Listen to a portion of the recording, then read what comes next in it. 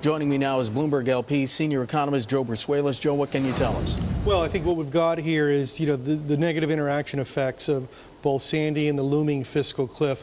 While financial markets are on the move today, clearly in this Beige book, that's on the minds of real economy participants. Specifically, what were the rebuilding costs of Sandy going to costs, and then what is the hit we're going to take from the fiscal cliff if policymakers don't get it together. This was not a bullish report, was it? No, it wasn't. It wasn't a bullish report.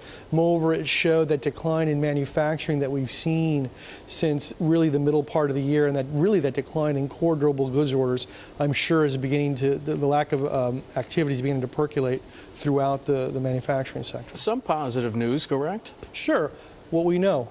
The real estate markets, the residential real estate market in particular, prices have stabilized in many areas, and the real good news is we're starting to see price appreciation in those areas that were the most hard hit, specifically places like Phoenix and Miami and Las Vegas. Even Las Vegas is starting to see price appreciation. Joe, when does the fiscal cliff start to throw this into flux? This is the last Beige book of 2012. Okay, well, a couple things is, I think big manufacturers, the big companies have already started to take, action.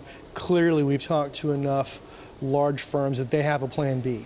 What I'm concerned about is the public. The public has been quite quiescent about the risk to the cliff. Perhaps it got lost in the cacophony around the presidential election. Sure. Perhaps they just think, well, we've gone through this before so many times, they'll get it solved. What I worry about is when your median consumer gets the check on December 15th and they get a note saying their after-tax income is going to go down next year.